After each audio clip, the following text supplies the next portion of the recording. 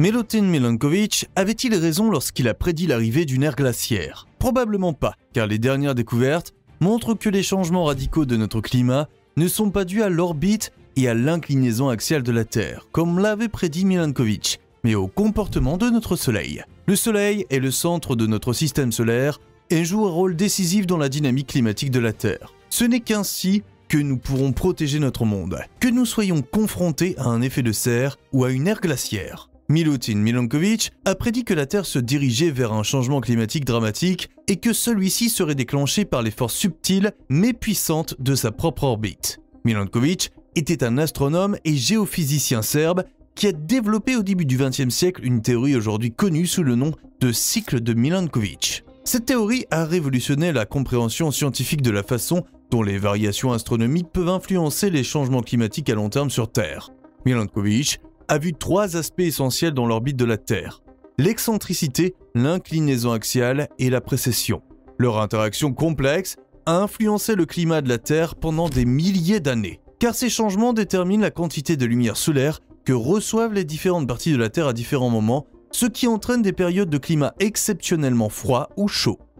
Il a eu cette idée en analysant soigneusement des données géologiques et astronomiques. Pour la première fois, cette théorie offrait une explication plausible aux périodes glaciaires régulières que la Terre a connues dans le passé. Selon Milanković, ce ne sont pas seulement les changements du rayonnement solaire lui-même qui influencent le climat, mais aussi la façon dont la Terre absorbe ce rayonnement et le répartit à travers les gaz de l'atmosphère. Période glaciaire ou période chaude? C'est difficile à croire, mais certains scientifiques insistent sur le fait que nous ne nous dirigeons pas vers un réchauffement climatique, mais vers une nouvelle ère glaciaire. Ils en voient la preuve dans les cycles de notre étoile. Le Soleil, notre étoile, qui nous donne la vie, connaît des cycles d'activité et de repos. Pendant les périodes de faible activité, appelées minima solaires, le nombre de taches solaires diminue et le rayonnement qui atteint notre planète diminue. Les archives historiques montrent que ces minima s'accompagnent souvent de conditions climatiques plus fraîches sur Terre. Le petit âge glaciaire du XVIIe siècle, au cours duquel des fleuves comme la Tamise ont gelé, en est un exemple. Tout au long de l'histoire de notre planète, la Terre a également connu des périodes de chaleur inhabituelles. L'une des périodes chaudes les plus connues est la période chaude médiévale, qui a duré du 9e au 14e siècle environ.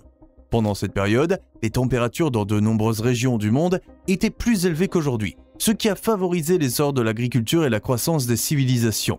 Les Vikings ont profité de ces conditions plus chaudes pour s'installer au Groenland, une terre aujourd'hui en grande partie recouverte de glace et difficile à habiter. Une autre période chaude importante s'est déroulée entre environ 250 avant Jésus-Christ et 400 après Jésus-Christ, lorsque l'Empire romain a connu une période de prospérité et d'expansion. Un climat favorable a permis à l'agriculture de prospérer, la population a augmenté et les dirigeants se sont aventurés dans de nombreuses nouvelles conquêtes. Grâce au climat chaud, les soldats des légions romaines ont pu avancer dans des régions septentrionales et franchir facilement les Alpes. Il y a environ 5000 à 9000 ans, le maximum de l'Holocène était une période pendant laquelle les températures mondiales étaient encore plus élevées dans certaines régions que pendant la période de réchauffement médiéval. Cette terre a connu une période de biodiversité inhabituelle et de richesse de la flore et de la faune. Ces périodes froides et chaudes montrent que le climat de la Terre a toujours été soumis à des changements constants. Depuis que les humains marchent sur cette planète, ils ont été exposés à des changements climatiques extrêmes et la plupart du temps, comme le reste du monde, ils se sont adaptés d'une manière ou d'une autre. Si l'on examine ces changements et que l'on se rend compte qu'il n'y a pas deux périodes glaciaires qui se ressemblent ou que chaque période chaude est unique à sa façon, on comprend que le climat de notre planète est un système complexe qui est influencé par une multitude de facteurs. Mais à quoi sommes-nous confrontés aujourd'hui? Allons-nous vers un réchauffement climatique avec une fonte importante des pôles, des inondations et de la chaleur, ou bien serons-nous bientôt confrontés à une nouvelle ère glaciaire? Que révèle le minimum de Maunder?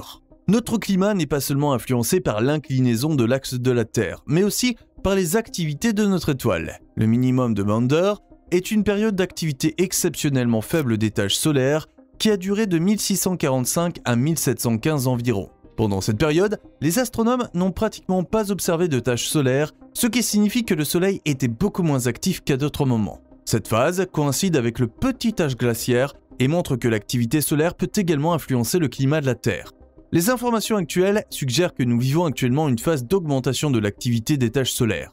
Un rapport de Life Science du 5 juillet 2023 mentionne que le nombre de taches solaires en juin était plus élevé que pour n'importe quel mois du cycle solaire actuel ou précédent. Cela pourrait signifier que nous sommes sur le point d'atteindre un nouveau pic solaire.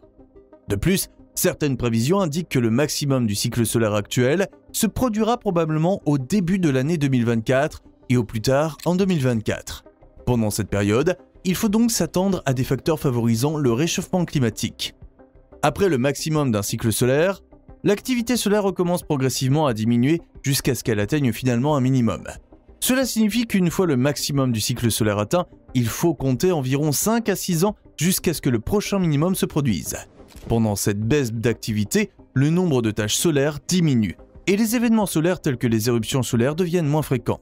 Un cycle solaire complet, du minimum au maximum, et de nouveau au minimum, dure en moyenne 11 ans. Or, nous ne connaissons pas de période glaciaire ou de période chaude tous les 11 ans. Le temps aussi plutôt d'avant en arrière. Plusieurs facteurs doivent être réunis pour déclencher une période glaciaire ou une période chaude. Le minimum de Maunder, de 1645 à 1715, n'était pas non plus un minimum normal, mais une période où l'activité des taches solaires était extrêmement faible. Il n'est plus possible aujourd'hui de savoir si ce phénomène a entraîné à lui seul le refroidissement de la Terre. Cependant, il s'agissait probablement d'une combinaison de l'activité solaire et des cycles de Milankovitch. Le réchauffement climatique actuel. Crois-tu à l'imminence d'une catastrophe climatique? Si l'on en croit certains scientifiques, nous nous dirigeons tout droit vers un énorme bouleversement du climat qui nous posera de gros problèmes dans les 10 à 20 prochaines années. L'augmentation rapide des concentrations de gaz à effet de serre dans l'atmosphère depuis la révolution industrielle a très probablement entraîné un réchauffement naturel supplémentaire du climat. L'effet de serre est donc pour moitié d'origine humaine et pour moitié un processus de changement tout à fait normal sur notre planète. Comme tu le sais probablement, il y a des millions d'années, notre monde était recouvert d'eau, tropical et chaud et les pôles étaient libres de glace. À l'époque, il s'agissait d'un effet tout à fait normal et les dinosaures ne rejetaient certainement pas d'énormes quantités de gaz toxiques dans l'atmosphère. Aujourd'hui, notre industrie lourde, la combustion de combustibles fossiles et la déforestation provoquent l'accumulation de gaz tels que le CO2 dans l'atmosphère. En conséquence, la lumière du soleil est diffusée plus intensément sur Terre et celle-ci se réchauffe. À l'heure actuelle, des incertitudes subsistent quant aux effets exacts du changement climatique, à la vitesse à laquelle le climat changera et aux conséquences que cela aura pour les différentes régions du monde. Les scientifiques utilisent des modèles climatiques et des simulations informatiques pour essayer de découvrir comment la Terre va changer. Ces modèles sont essentiels pour planifier et façonner l'avenir de notre planète. Ils nous montrent souvent que le temps est un facteur essentiel. Nous devons nous préparer. Si des chaînes d'îles entières sont inondées, des milliers ou des millions de personnes auront besoin d'un nouveau foyer. Certaines régions peuvent devenir désertes. L'agriculture ne sera plus possible et des migrations humaines à grande échelle commenceront. Il est intéressant de noter que certains modèles présentent également des prédictions farfelues telles qu'une augmentation des précipitations dans le Sahara. Imagine cette vaste zone désertique redevenir soudainement verte et fertile. Les découvertes archéologiques montrent que ce n'est pas si farfelu, prouvant qu'il y a seulement 10 000 ans, le Sahara était beaucoup plus vert et humide qu'il ne l'est aujourd'hui.